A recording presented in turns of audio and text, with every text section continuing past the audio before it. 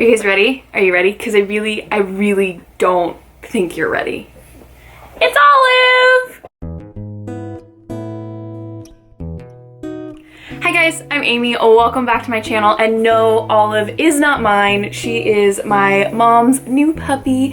She's 4 months old and my parents are out of town for a few days. So Olive and the rest of the critters are hanging out at my house, and I thought you guys might enjoy meeting Olive, because I mean, who wouldn't want to meet Olive? And if you don't want to meet Olive, what is wrong with you?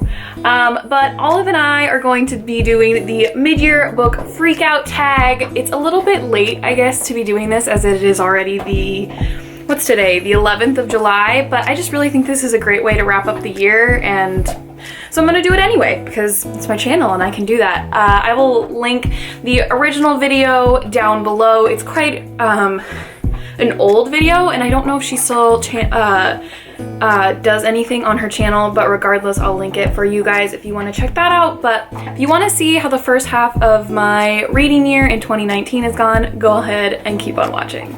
As always, I got my cheat sheet, and question number 1 is the best book you've read so far this year. I'm not going to tell you because I think that kind of spoils my end of the year favorites, so you're gonna just have to wait another 6 months for that.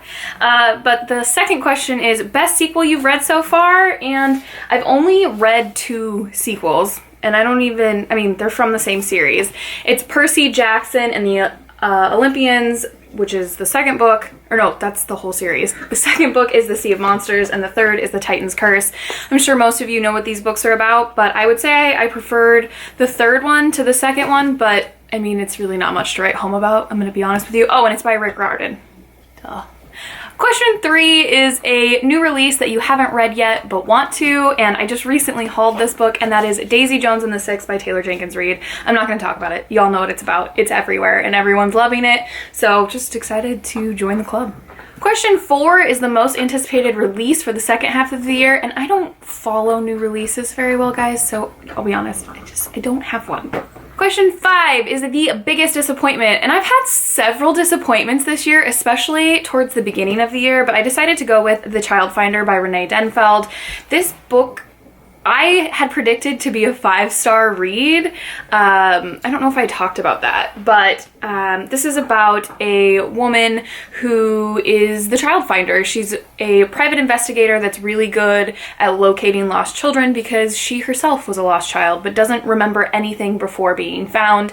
And I think this is a series as well, but I found the writing to be overworked and too forced, and I just never got on board with it, which was a really big disappointment for me. Question 6 is the biggest surprise, and none of you are going to be surprised that I'm going to mention this book, and that is Bitter Orange by Claire Fuller. I've made no secret about the fact that I never would have picked this book up had it not been for the BookTube prize, and I absolutely loved it. I've talked about it a lot on my channel, so we're not going to go into it, but definitely my biggest surprise of the year. Question number 7 is favorite new author, debut, or new to you.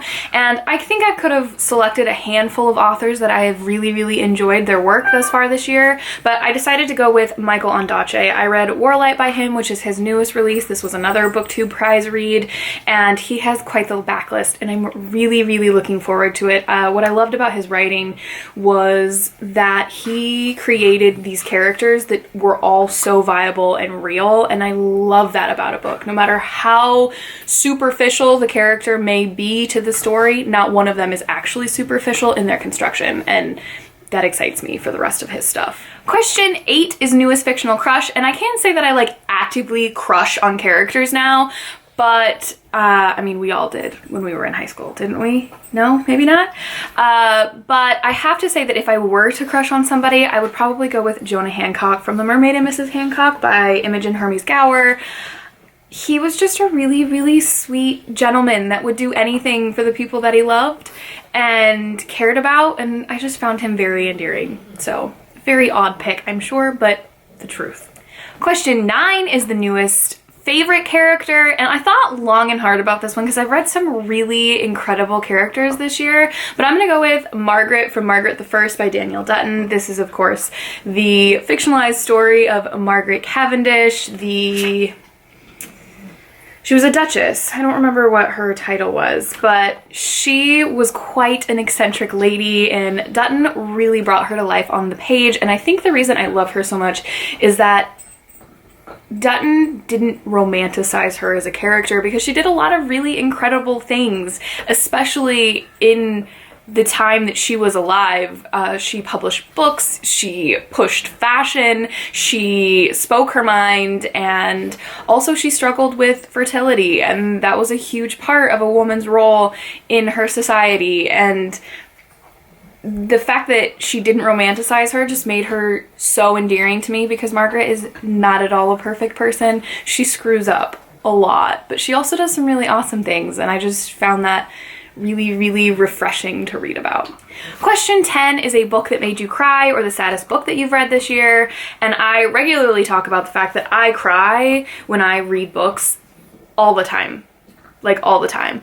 So I decided to pick a book that I had not at all anticipated making me cry at all. And it totally caught me off guard, and that was The Mapmaker's War by Ronlyn Deming. And I haven't wrapped this book up yet, but let's just say that I picked this book up looking for a light fantasy read, and that is not at all what I got. There are some really awesome themes of motherhood and loss that I really appreciated in this book and hit home big time. So look out for my wrap up of this, and I will go into more detail about it and the plot, but it totally surprised me as far as the fact that I like borderline ugly cried. Question 11 is a book that made me happy, and this book I could have also selected for a book that made me cry, because this was definitely an ugly cry book, like without a doubt ugly cry book, but it also made me ridiculously happy, and that was The Secret Diary of Hendrik Groen, 83 and a quarter years old. This book is about an elder gentleman who's 83 and a quarter years old, and he's living in a retirement home, and him and his fellow inmates, as he calls them, or friends, decide to create the Old But Not Dead Club. And that is this group of people that plan outings for one another, because they may be old, but they're not dead, which means that they still want to go out and experience things. This book is really, really poignant, with also having the ability to make you quite literally laugh out loud, but also bawl your eyes out within the next paragraph or two. I highly recommend it. Matthew Sharapa recommended this book to me, and there's a sequel out now that I'm dying to get to. And I will just say that this book is what he says about his novel, Hendrik Groen, which is his pseudonym.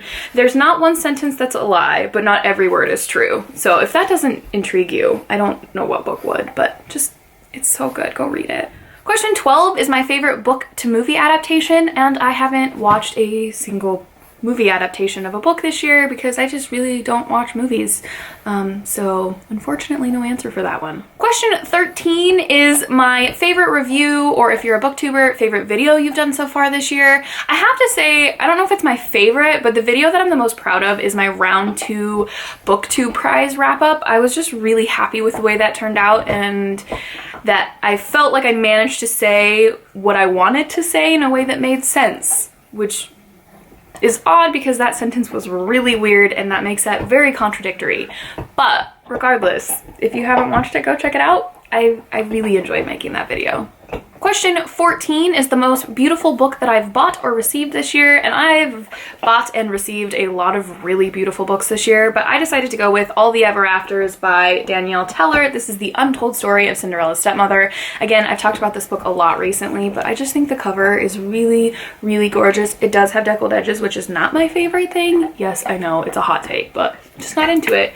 But I just think the book, and even the naked hardback, is just really pretty, and once you've read the story, a lot of the images make sense, and you should read this one too if you were wondering what I thought. Just, you should read it, probably. Question 15 is, what are the books that you need to read before the end of the year? And technically there are no books that I need to read before the end of the year, unless you want to count the booktube prize readings for the final round, if there's any that I haven't read yet and will be judging. But the only other ones that I could think of, because I am such a mood reader and I don't really plan my reading super extensively, are the books that Erin wanted me to read for when we picked TBRs for one another. And I'll just mention the 4 that I haven't read yet. Percy Jackson, the third Percy Jackson was actually the other, which I already mentioned, but he wants me to read Royal Assassin by Robin Hobb. This is book 2 of the Farseer trilogy. He wants me to read How Not to Be Wrong, The Power of Mathematical Thinking by Jordan Ellenberg. This is nonfiction. My husband has a degree in mathematics, so he's very excited for me to read this because I'm not math inclined. I'm not terrible at it, but I'm by no means great. And then My Only Choice by Helen M. Sabia. This is actually his grandmother's book that she wrote about her family's journey escaping communism from Hungary, that I'm really looking forward to. And the last is God's Grave by Jay Kristoff, which is book 2 of the Nevernight Chronicle, and I haven't read the first one yet, so he's a little bit of a stinker in that sense, but I gotta get to it. So I guess you could have included Nevernight on this list, but I have lent that out to a friend, so I don't have the copy on me, but there you go. All right, guys, there you have it. There is my mid-year book freakout tag. If you guys want to answer any of these questions down below in the comments, please do so. I'd love to know what your favorite book has been of the year, even though I didn't reveal that to you. You don't have to either. Or your most disappointing read. Sometimes that's my most enjoyed question of this. I kind of phrase that weird. That or the biggest surprise. But me and my dogs slash mom's dogs and their crunching bone habits are going to sign off here. But if you guys like this video, please like it. And if you loved it, please subscribe. And we will see you in my next video. Happy reading.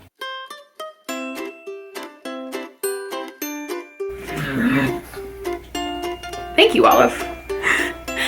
I need to raise that up. It's a little better. Question 8 is newest fictional crush.